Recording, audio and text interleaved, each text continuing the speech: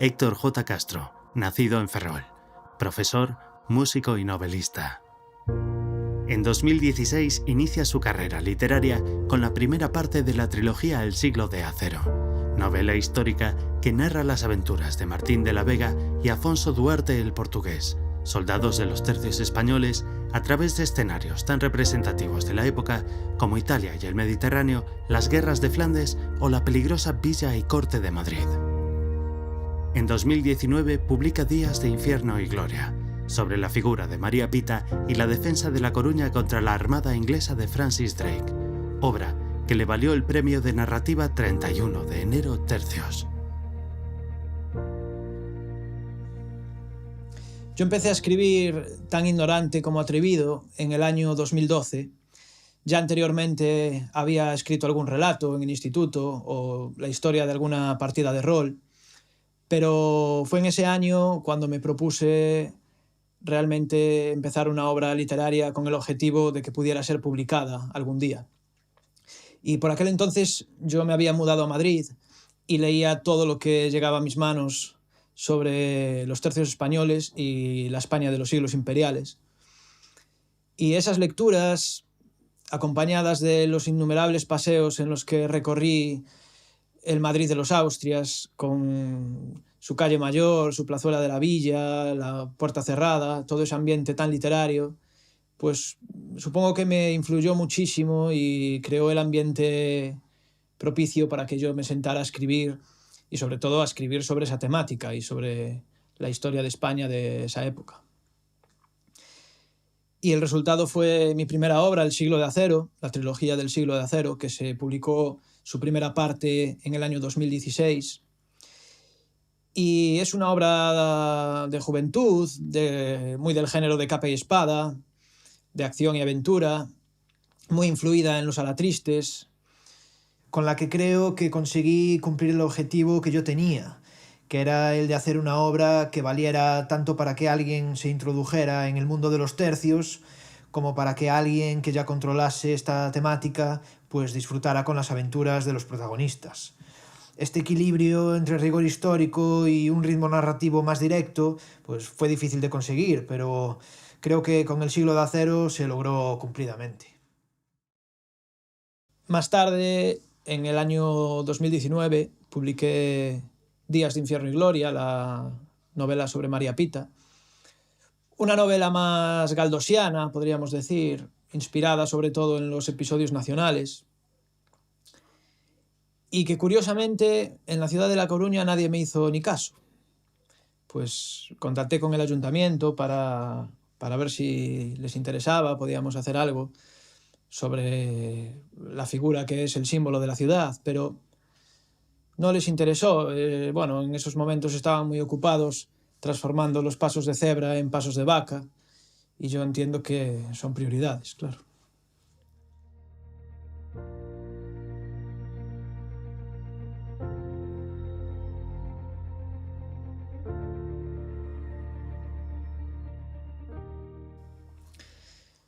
Bueno, Sol de sangre, sin que suene atópico, creo que es el libro favorito de entre los míos. Supongo que todos los escritores decimos que nuestro último libro es el mejor, pero en este caso lo creo sinceramente. Y además, haber recibido elogios de gente que admiro tanto como Carlos Canales o Dativo Donate, pues realmente me ha hecho muy feliz. Y el lector lo que se va a encontrar en las páginas de Sol de sangre es ante todo una novela de aventuras, pero creo que una novela de aventuras que tiene mucha enjundia detrás. Y a mí me gustaría destacar los puntos clave que a mí me hechizaron, me impulsaron a escribir esta novela y que espero hechicen también al lector curioso. Y es, en primer lugar, yo creo que ya es el atractivo de ese choque cultural que se produjo entre españoles y japoneses, dos culturas guerreras por excelencia. Yo creo que eso ya es un punto interesantísimo a tener en cuenta, que ya te llama la atención desde el primer vistazo.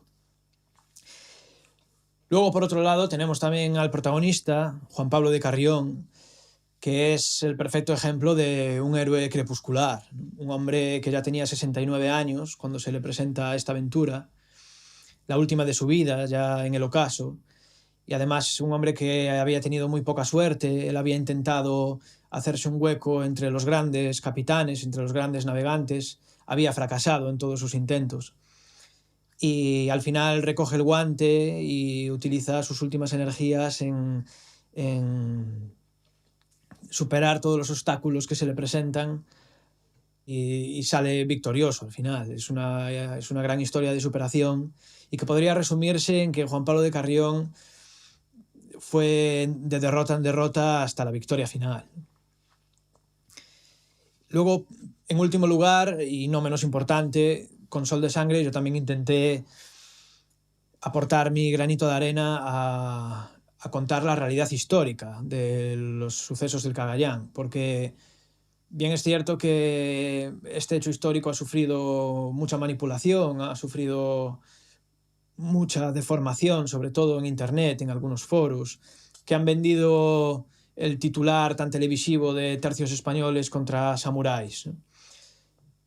Que no es correcto, porque si bien se enfrentaron españoles contra japoneses, podríamos decir, ni los unos eran tercios españoles ni los otros eran samuráis. La tropa española pues era una tropa como las que se formaban, las que operaban en esas zonas del fin del mundo, en esas zonas alejadas de frontera, que eran pues unos pocos españoles peninsulares, pero el resto eran soldados venidos de Nueva España, eran aliados trasaltecas, aliados tagalos, aliados angleses, un poco una tropa heterogénea que era lo que tenían allí para echar mano. Y el enemigo al que se enfrentaron era una armada pirata.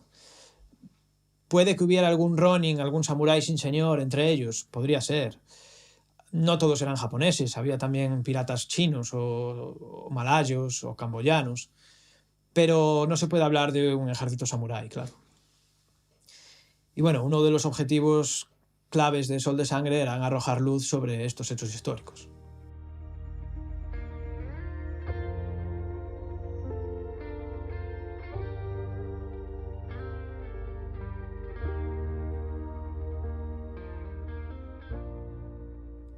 Bueno, es que yo creo que preocuparse por el estilo es fundamental.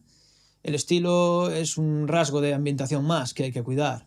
No se puede escribir con el mismo lenguaje una novela ambientada en los campos de Castilla que ambientada en una selva tropical.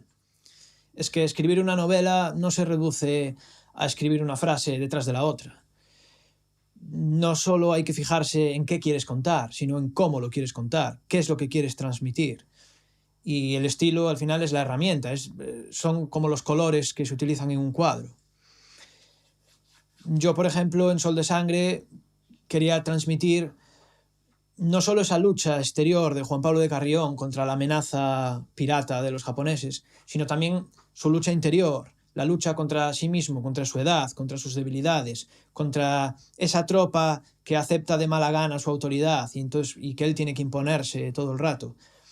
Y bueno, creo que con la segunda persona se conseguía mejor, porque la segunda persona hacía partícipe al lector. El lector no era un simple espectador de lo que estaba pasando. La segunda persona lo metía dentro. Cerraba la relación entre el narrador y el propio lector. Entonces, creo que fue la mejor manera para contar lo que yo quería contar y para transmitir lo que yo quería transmitir. Y además, bueno, yo soy gallego, yo escribo siempre a la sombra de Ramón del Valle Inclán, de Gonzalo Torrente Ballester, de Álvaro Cunqueiro, de Camilo José Cela. No es que me ponga yo a la altura de esos ingenios discretísimos de las letras, pero al final, si no me fijo en ellos, ¿en quién me voy a fijar, ¿no? Entonces, preocuparme por el estilo a mí me parece obligatorio. Porque yo creo que últimamente estamos asistiendo a una especie de estandarización de la literatura. Me explico, parece que editoriales y autores busquen que todas las novelas estén escritas con el mismo tipo de narrativa, imitando al bestseller anglosajón, a la narrativa del bestseller anglosajón. Bueno, a las traducciones que aquí recibimos del bestseller anglosajón, de Ken Follett o de Dan Brown. Y da igual que las novelas estén ambientadas en la Roma cesárea o en la España visigótica o en la Segunda Guerra Mundial. Todas están escritas con la misma prosa, ¿no? Como si estuvieran hechas a plantilla. Y a mí esto pues me parece realmente aburrido, ¿no? Es una de las razones por las que prácticamente no leo a mis contemporáneos, salvo algunas excepciones geniales, claro.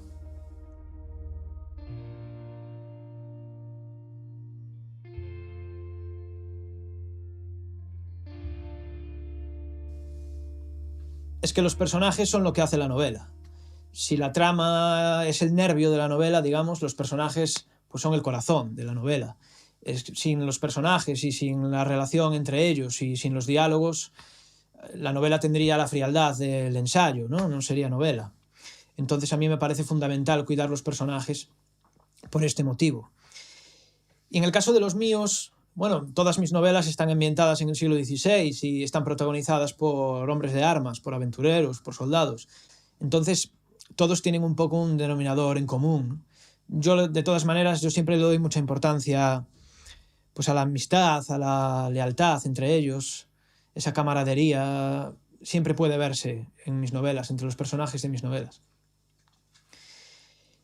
Y los puntos en común que los unen yo creo que podrían resumirse en abnegación, honra y fe, porque eso podría resumir el comportamiento de los españoles de entonces. Y es importante destacar lo de la fe, sobre todo en estos momentos en los que parece olvidarse en la ficción como en tantos otros aspectos, que siempre pues intenta dar una explicación mucho más terrenal de las cosas, de por qué los personajes hacen lo que hacen, olvidándose muchas veces del gran peso que tenía la religión en las sociedades de entonces, ¿no?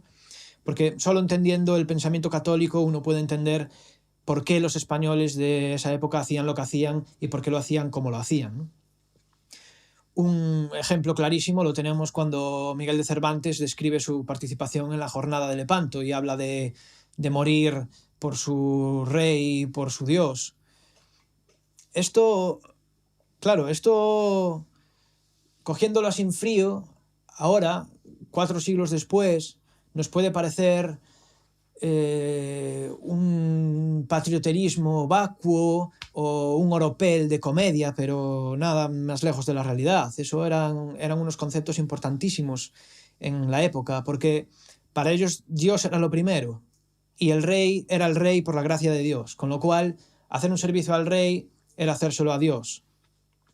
Y entender esto es fundamental para forjar a los personajes de la época y describirlos coherentemente, no solo con las ropas que llevaban o con las armas que llevaban, sino también hacer coherente su comportamiento.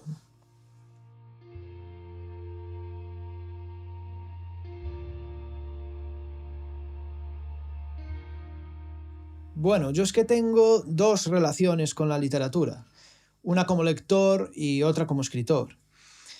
La relación como lector pues es maravillosa, ¿no? Es una relación de amistad y al final como lector pues ves la literatura como una manera de defenderte de la vida, ¿no? Y tienes ahí esos libros pues como viejos amigos que te acompañan, te aconsejan, siempre están ahí si los necesitas para lo que sea. Y después la relación como escritor, esa ya es mucho más complicada. Porque es una relación casi un poco masoquista, ¿no? Porque yo no conozco ningún escritor que esté 100% satisfecho con lo que escribe. Vamos, a lo mejor lo estaría Víctor Hugo, pero el resto no lo creo. Y siempre vives con esos fantasmas de si lo podrías haber hecho mejor con el material que tenías, si podías haber trabajado mejor tal capítulo o tal personaje, o podías haber hecho mejor esto o lo otro. Entonces vives al final con una insatisfacción continua porque siempre ves tus obras inacabadas, porque siempre te parece que podían estar mejor o podían tener algo más. Y aún así, a pesar de esto, no puedes parar de escribir. Tienes que escribir constantemente, buscando siempre esa novela perfecta que nunca vas a escribir, claro, porque la novela perfecta no existe. Bueno, hablo de los escritores de raza, no de los escritores de domingo, que no es lo mismo ser torero que ser taurino, claro. Bueno, supongo que ser escritor es convivir con esa insatisfacción eterna, aunque por supuesto tienes muchos momentos de felicidad, como cuando alguien te hace una reseña sincera diciéndote lo mucho que le ha gustado un libro, lo mucho que ha disfrutado con una escena o lo mucho que se ha identificado con un personaje. Entonces, bueno, es una relación un poco de dar y tomar, muy sacrificada. Y luego está la batalla terrible de intentar que alguien se interese y lea lo que escribes, porque la competencia es atroz. Resumiendo, yo creo que ser escritor es vivir con pocas esperanzas, pero con muchas ilusiones.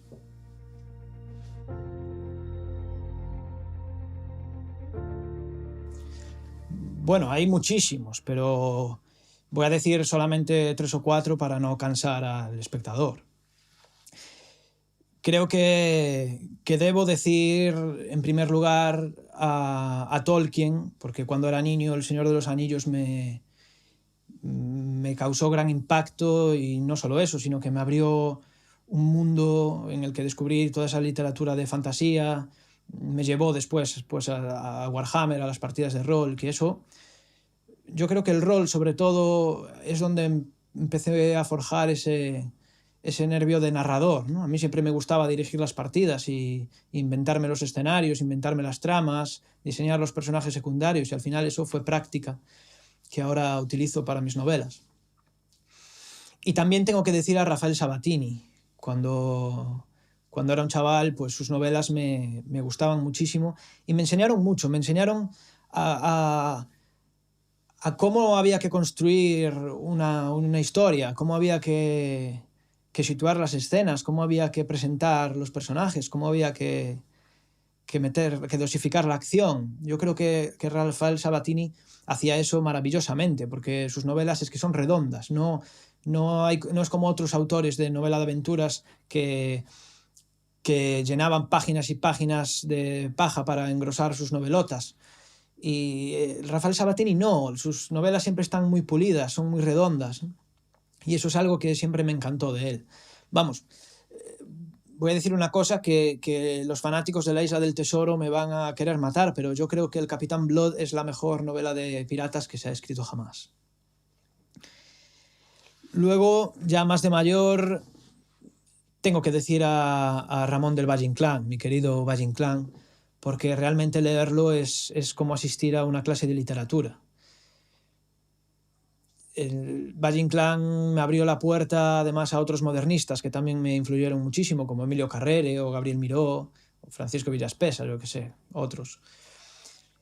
Y es un autor en el que yo me fijo muchísimo porque sus acotaciones son verdaderas piezas literarias de primer orden. O sea, es que Ramón del Valle Inclán te pinta un cuadro con 3 frases, y eso es algo que siempre he admirado muchísimo. Me admira y me encanta, y intento imitarlo, claro, todo lo que puedo. Después otro autor que tengo que decir, porque he aprendido muchísimo de él, es Manuel Mujica Lainez. Creo que si antes hablé del Señor de los Anillos, que me había impactado mucho de niño, tengo que decir que el libro Bomarzo fue el que más me impactó de mayor. Yo creo que aprendí más de literatura leyendo Bomarzo que en todos los años que estuve en la secundaria.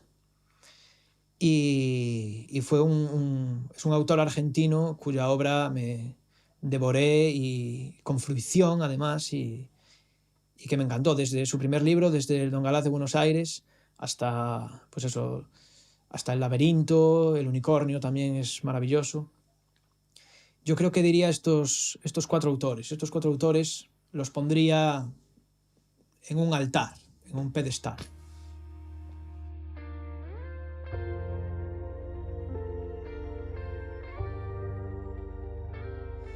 Sí, por supuesto. Creo que ejerce una gran influencia, pero no solo el cine, sino el mundo del cómic, del videojuego. Al final, desde hace mucho tiempo, creo que todas esas artes se nutren entre sí. Pero claro que lo creo. Mi generación ya hemos crecido con una visión muy televisiva de las cosas, ¿no?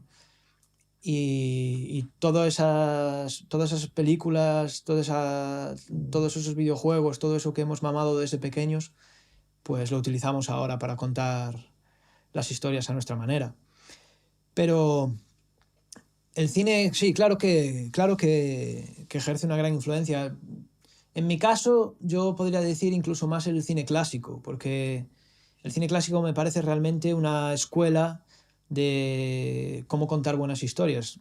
Historias redondas en las que nada falta y nada sobra. Tú si coges las películas de John Ford o las películas de Raoul Walsh, es que esas películas en 1 hora y media contaban una historia magnífica con unos personajes perfectamente definidos. Y visualizarlas y estudiarlas realmente nos puede enseñar mucho. Pero bueno, al final el cine también es literatura, porque para que exista una buena película tiene que existir un buen guión, y al final el guión tiene que escribirlo un escritor.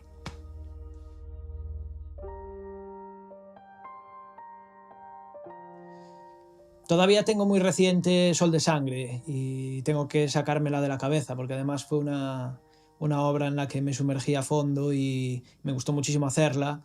Entonces todavía estoy impregnado de la historia de Sol de Sangre y del personaje de Juan Pablo de Carrión, que me absorbió por completo.